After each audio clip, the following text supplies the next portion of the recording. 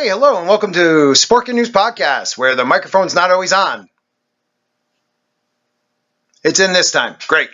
Hopefully you're hearing me clear and it's not blowing out your eardrums because I am a loud person. Unless Bear Nerd Fun is talking to me and yelling at me on a panel, then I shut up.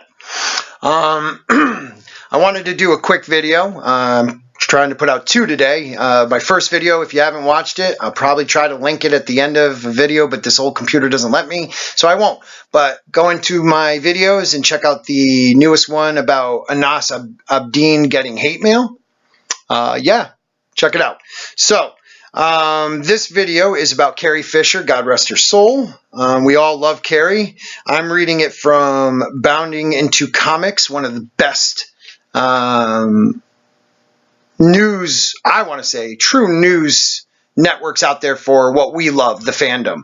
And they're not scared to report on things that most people probably would be, and they're not skewed like the access media. But before I do that, if you like what you're listening to, please like, share, subscribe. People have said it, and I'm starting to see it. YouTube has changed their algorithm, and they really do not want little channels like mine growing. I miss that trend. So it's really a grassroots movement. So please like, share, subscribe, get your parents to, family, girlfriend, boyfriend. I don't care what you guys are, because I love everyone.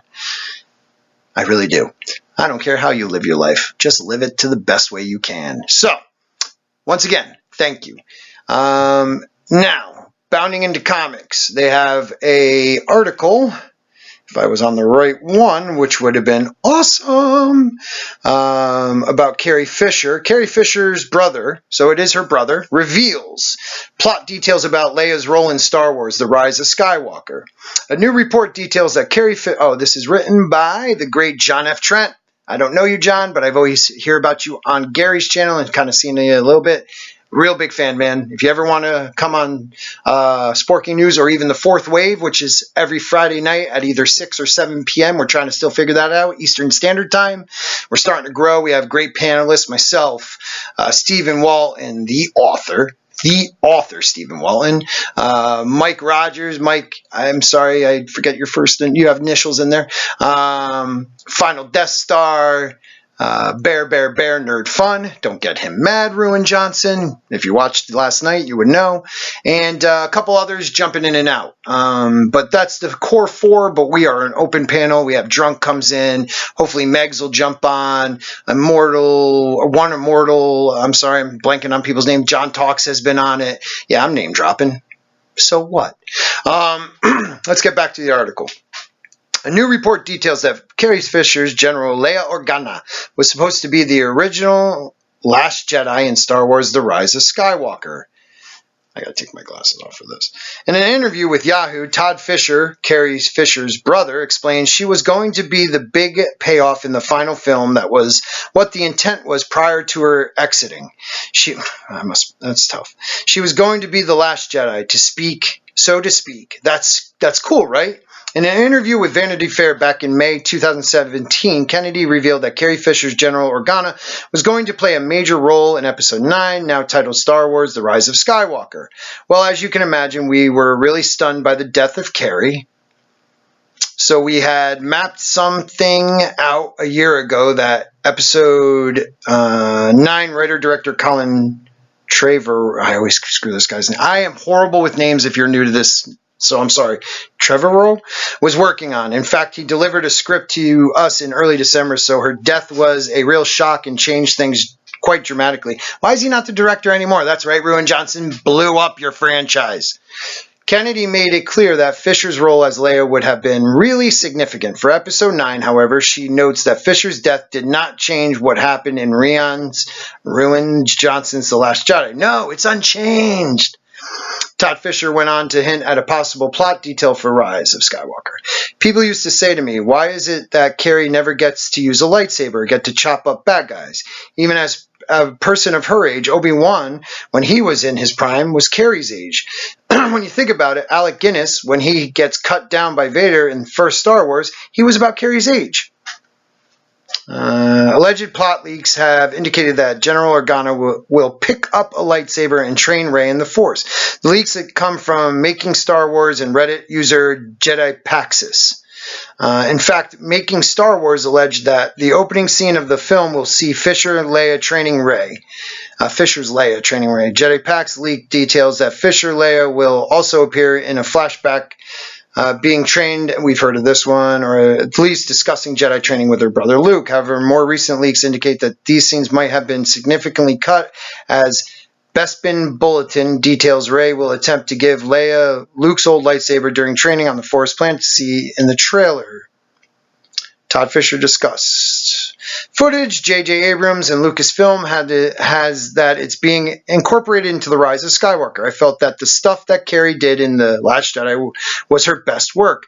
I disagree. All right, I was going to read this whole thing through, but I mean no disrespect to Carrie Fisher or her legacy. She is one of the strongest female characters, and that was back in the 70s and early 80s. She was a take no prisoners type of princess. She flipped the princess trope on its head.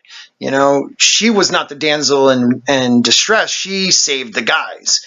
Way before you woke SJWs started crying about it, you should really look at your history of at least media and see all the powerful women that have come before. But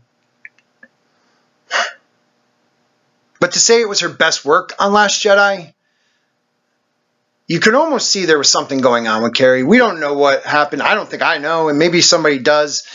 But I mean, watching her footage, it felt like she was either mailing it in or something else was affecting her. And we know she's had struggles in the past with mental health, with drugs. I don't want to speculate. This is just my opinion, but I feel like someone should have been there to maybe step in, because you could see that she mailed it in. And I felt like something might have been wrong with her, because she was such an animated person. And I know she's playing a general and things of that nature, but you felt nothing from her, even in the short moments you see her in those two movies. And that's no disrespect to her. I really mean that. I love Carrie Fisher.